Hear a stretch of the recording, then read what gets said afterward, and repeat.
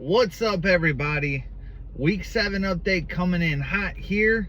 Got some numbers written down so I can keep all this straight, and just wanted to kind of update since last week. Last week we had a little bit of a higher weigh-in, okay, due to our own food consumption. So we had a little bit of cake and ice cream the week before, and along with some sweets, and that definitely highly affected the weigh-in. So last week I was up 2 pounds. This week, from last week's weigh-in, we're down 4.2 pounds.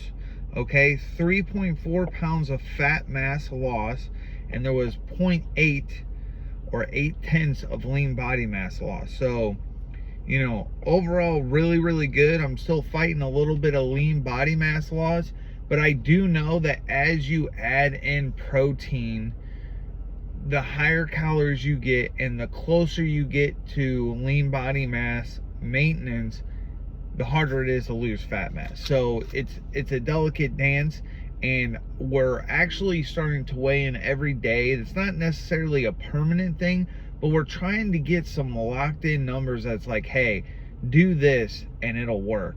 And the differences that we're seeing are mainly on my working days versus my weekend days. Must be a large disparity in calories burned. I mean, we know the step differential, but that doesn't account for everything. So we're definitely trying to hone in slightly different calories and macros for work days versus weekend days. So more of that to come. So we're officially 7 weeks in from where we started. Our start date weight was 272, and the progress up until now, 7 weeks worth, is 22 pounds loss, 18.4 pounds of fat loss, and 3.8 pounds of lean body mass loss, which, knowing that lean body mass is more than just muscle tissue, I would say that's actually okay. I mean, you're going to lose some carbs and glucose through the process of, you know, having a lower calorie diet. So we definitely want to watch that, but we don't want to overthink things. You know, a little bit of lean body mass is okay to lose, but we want to hold on to as much as we possibly can. We know that's our metabolism. I mean, the more muscle we have, the more calories we can burn, not only through rest, but through exercise too. Now, I started this thing 7 weeks ago to show that, hey, I was already in a fat loss stage. I hadn't started at my very heaviest. Like in years past, what I would have done is say, oh, well, you know, I'm gonna have a big cheat meal or a big cheat day and then weigh in and then go from there, which in the sense of how much weight is lost, I mean, that's more dramatic, right? So when I dialed back to my highest weight was 10 weeks ago. Okay, so 10 weeks ago, instead of being 272 like I was 7 weeks ago, I was 280.2. So the numbers since then, since I weigh in on my scale, I've got all the data. That's why I wrote it down. So in 10 weeks, I've lost 30.4 pounds of weight, 25.6 pounds of fat mass loss, and we're at 4.8 pounds of lean body mass loss. So, you know, that's what can happen from the difference between eat a bunch of food and then weighing in versus being lower on your calories, already being in a fat loss phase, and then weighing yourself in. So there's definitely a difference there. You know, at this point, we've got a strategy going in the next week or so, because next we're gonna weigh in on Wednesday. So it'll be a slightly early weigh-in. We're gonna be going out of town, so, you know, I want to see if I can make that additional progress between now and then. You know, it's going to be during my work week. I got 3 full work days to try and, you know, make some progress. And then I'm going to definitely have a bit of a free meal and day on the 4th. You know, I do think that depending upon who you are, that may or may not be a good idea. But I know that coming back from out of town, I've committed to 12-week fat loss phase. I want to lose as much fat mass as I can do healthfully in that period when I get back. So I'm going to give myself, you know, a little bit of a refeed, a little bit of a bump in calories. That way, when I get back, we just go after it. It's going to result in a little bit of, you know, weight gain. There's no doubt that that's going to happen.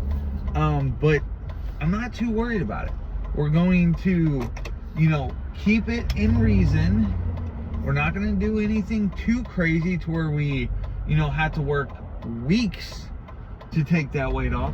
But if we can, you know, limit it to a few pounds of weight gain, then we're going to be just fine. I mean, as I saw from a couple of weeks ago when I gained my weight, it can come off. And so that's where you just want to limit yourself to not gaining too much weight, because I do believe that there's a bit of a stimulus to your metabolism. You have the more calories, your body is less worried about, you know, holding on to every little bit, and therefore preserving yourself. So, you know, with that said, we're going to give ourselves a bit of a free meal, have probably some pizza, a little bit of beer, enjoy the 4th, you know, live it up and enjoy life, but not to the point that we're going to regret it later. So, that's the plan going in. So we're going to have, you know, hopefully good weight loss this week. Okay, we're going to enjoy our weekend. Let, you know, consume a few additional calories and types of foods and drinks that I wouldn't normally have.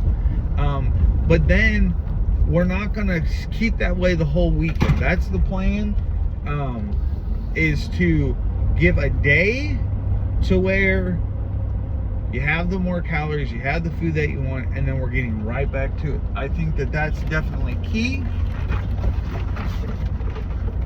Got stuff falling all over the place here.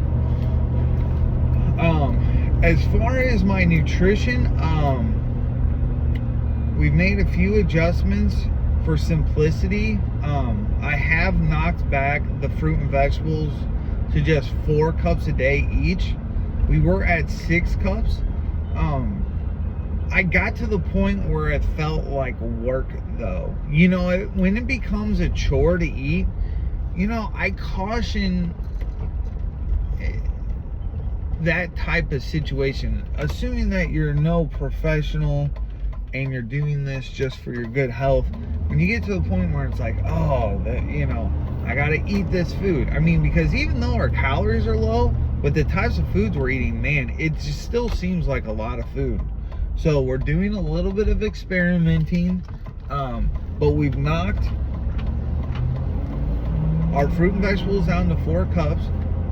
We're taking our fruit with our snack kind of area, like we're having a protein shake.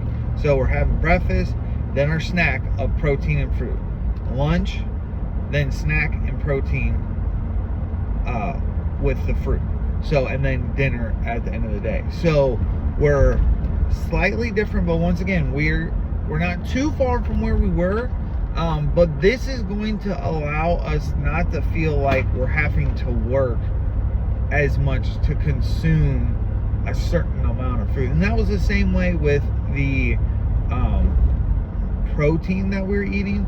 It was just such a large amount of food that it was just a little uncomfortable to eat. So I think that's where you say, hey, you know that multiple ways can work. So if, you know, you're having trouble, that's where I feel like tweaking it is the right answer. Like, give yourself the most straightforward and logical approach. And if it's hard to eat, or you get to the point where you're like, it's a chore, I feel like you need to make an adjustment there. So, other than that, exercise is going well. We really are getting stronger. Like I said, it's a little bit difficult when you're doing body weight exercises. You're doing more reps, but you're also getting a little bit lighter. I'm not going to over-examine that per se. I mean, we're up to 4 sets of push-ups. We're getting about 89 total. You know, first set getting around 30 push-ups. So, I mean, we've come quite a far distance from where we were originally. Definitely gaining some strength. Pull-ups are doing good. We're, I believe, doing 4 sets to get 38 pull-ups. My max in one set being 10 pull-ups. So those numbers are increasing. That's great. I'm working on my goblet squat, and I'm really dialing the weight down because it's at times bothering my back. I got to the point where I was goblet squatting a 60-pound dumbbell, and even though during the exercise it felt fine, the week after I had some issues in my hip flexors and my lower back. So without knowing exactly what caused that, I'm thinking that they're related. So this is probably coming to some issues of, there's probably some form issues there. There's probably some strength issues and flexibility. So those are all things that I need to kind of dig deeper on, do more research, spend more time working on those things that, quite frankly, most people don't want to do. I know that when it comes to doing an exercise that's body weight or lightweight or these little movements, you know, it's like years ago I went to physical therapy and they had me do these little leg raises, you know, front, side, back. And it's like, it seemed kind of stupid, you know, but when it's effective, and after doing it for weeks and weeks, it's like, oh, my back's feeling better. It's like, well, is it partially because of these leg raises? So those physical therapy style exercises, I feel, is what I need to approach this squat with good form and to prevent myself from getting injured. Because the only thing that's going to slow you down more than not adhering to the program is actually hurting yourself. Now you're reliant on basically your eating alone. And I found out, like this past weekend, I was sticking to low calories on the weekend, you know, 2,000, 2,200, and still not seeing weight loss on the scale. So I know that sometimes you can't overanalyze things. You can say, oh, well, I'm doing something wrong. But you could do the same exact thing the next day and have a completely different way. And so we're just trying to gather information to utilize for our benefit and the benefit of others. So we haven't perfectly pegged an exact, you know, macro scheme that's like every day you eat this, you're going to lose weight no matter what. I do think the body is starting to adapt a little bit. You know, eating 2,200 calories on the weekend with high protein but low step count, we're actually not losing weight. So that tells me that on the weekends, my calorie burn is fairly low. Whereas, on the other hand, come during the work week, getting 10,000 steps plus all the work and outside activities, you know, I'm completely different. Then I'm feeling like, wow, I'm really dieting. I'll wake up in the morning feeling extra lean, and I can almost guarantee you when I step on the scale, it's going down if I've eaten the right kinds of foods in the right amounts. So, you know, small changes to the eating. The changes that I expect to make on my exercise are as followed. When we get back, I look at the year in quarters, right? So we're moving on to our third quarter. This is the end of the second quarter. It's July 1st now. So that's why I kind of accumulated these numbers to say, okay, how have things been going? Because you don't want to spend all that time and not feel like you've had success. So it's like, on the grand scheme of things, we've lost a crap ton of weight and fat mass. We've managed to maintain most of our lean body mass, and we're getting stronger. We're getting more flexible. I feel better. So I'm pretty much checking all the boxes. I do need to continue with the physical therapy style exercises to make sure that my back is good during these exercises, especially the goblet squats. You know, we need to work on hip flexion, ankle flexion, you know, posture, core strength. For my other exercises, my elbow and my shoulder can sometimes have some pain. So it's like we're really working on strengthening and loosening those areas, especially before we're getting to the exercise. So I'm doing about 20 to 25 minutes worth of prep work, you know, whether that's stretching, yoga, core exercises, and then also doing some light accumulative resistance sets with the lighter weight just to warm up, you know, and just to work up to our working weight.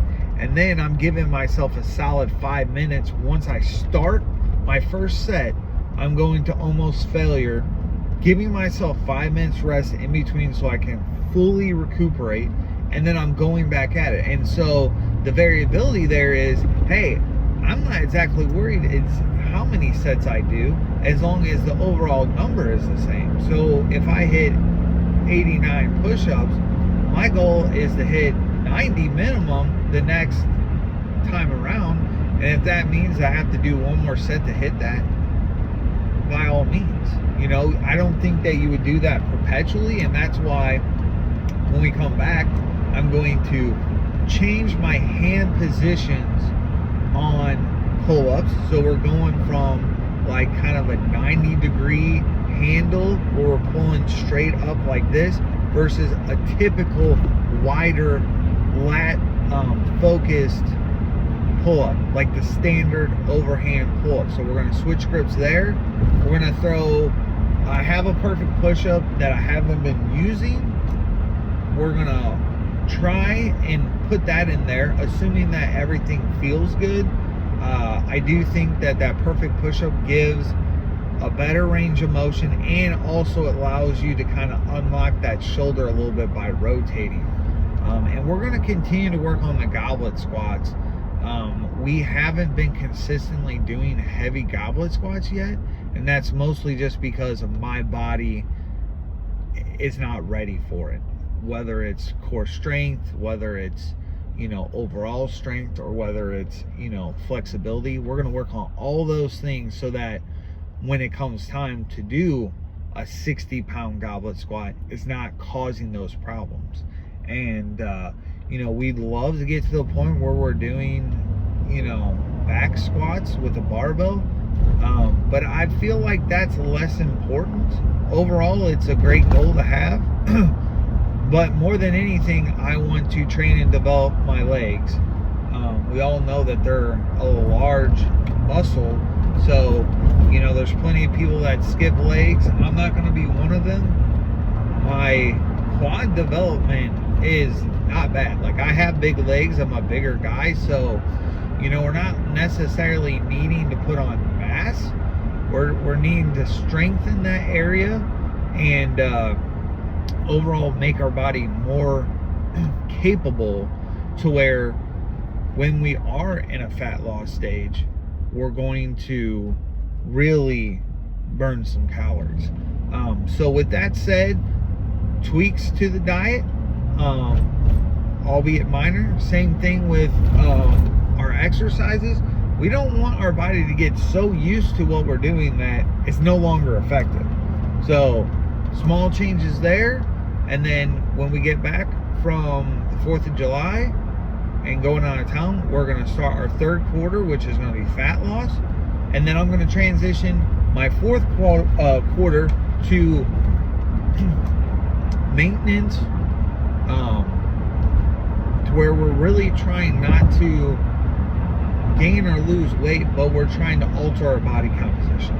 I want to put on a little bit of lean body mass, just not at the cost of gaining too much body fat. I know that there's going to be a little change in the scale, so we're going to give a little bit of a 10-pound window that's like, okay, I know that if I were to go out and have a weekend of eating whatever I want, which I don't plan on doing, but if I did, right there 10 pounds would be gained. And that's not necessarily saying that that's 10 pounds of fat or 10 pounds of muscle. It's really neither. And a lot of it is just weight that will come and go depending upon how you continue to eat. So we're going to spend the fourth quarter trying to gain muscle, trying to increase our calorie by doing like a reverse diet, adding 100 calories a week until we find that that's not working. So it's like we're going to step up 100 calories a week until we get to a point where we're comfortable and we feel like it's got good numbers. We're going to work the next handful of weeks weighing in every day to really know that, hey, on Saturday you should do this, on Sunday you should do this, during the week this will work, and that way we're not just gaining weight on the weekend because we're eating the same calories, which is quite possible. And in fact, one of my major mistakes is kind of obvious now, that it's obviously that I'm burning much less calories on the weekend. So if I choose to have my higher calorie days on the weekend, there's that additional gain, because it's like I'm on low calories now and sometimes I'm gaining a little bit on my weekend days. So to make those weekends a refeed or higher calories is kind of contradictive in a sense, because overall maybe it'll accomplish the same thing, but I think I'd rather add in more calories during the week where I'm actually utilizing them. So right now that seems like the major goal. Have considerable fat loss that change. I mean, we're going to be at 8 weeks by the next weigh-in, so we're going to have about 20 pounds of fat loss if I had to guess. So if we can add another 20 pounds of fat loss in a dedicated 12 weeks, because it's getting harder. It's getting a little bit harder, but because my body's also trying to maintain what I'm doing. So the idea being that by the time we get to week 12, my body may well be at maintenance with the calories I'm doing. So we'll just add a little bit of calories and exercise each week and just make the appropriate adjustments. I'll start to add in a little bit more resistance exercise, because I'm actually with maintenance calories or more, you can expect to grow muscle if you're doing the right thing. So we've kind of got the rest of the year a little bit planned out. Those things can change, of course. I mean, you've seen that things have definitely changed in just these 7 weeks. So, we're not against changing things if we have a great reason to do so. And like I say, it needs to be well thought out. So at this point, I feel like we've earned a good free day. We still need to be reasonable, because we know that if you consume too much, you can regret it and then have to do a bunch of exercise and dieting just to eliminate what you did in one day. So some pizza and beer, some fireworks, sounds pretty American to me, although the American diet is not the best. But that's why we're here, trying to figure things out. And quite frankly, it's a bit of an experiment. We're tweaking little things here and there, and right now we're focused mainly on calories in, calories out, eating the fruits and vegetables and lean meats, And once we dial that in a little bit closer, we're going to try and start looking at sodium. I believe that is some of where the fluctuation occurs. We like to season our food, and up until this point, we haven't measured that in any way. You're going to throw a steak on the grill. It's like, hey, I'm going to season that bad boy to taste, and we have no idea how much sodium we're putting in there. So if we can get our calories and macronutrients and exercise all dialed in, then it'll make sense to track the sodium, because there'll be less variables. And then I feel like we can move on to fiber. And once we get those things dialed in, I feel like we're going to have a really good idea of what's working. So, you know, we're kind of like at a midpoint here of the fat loss, because I think doing a perpetual fat loss is part of the problem. Most of my life when I've done these fat losses, there's not a maintenance period. It's like you lose a bunch of weight, and then either you're happy or you're not with where you're at, but regardless, it seems like you're kind of going back to doing whatever you want. So we need to really avoid doing those things that we used to do, because we know that's part of the problem. So we've got a good plan of attack.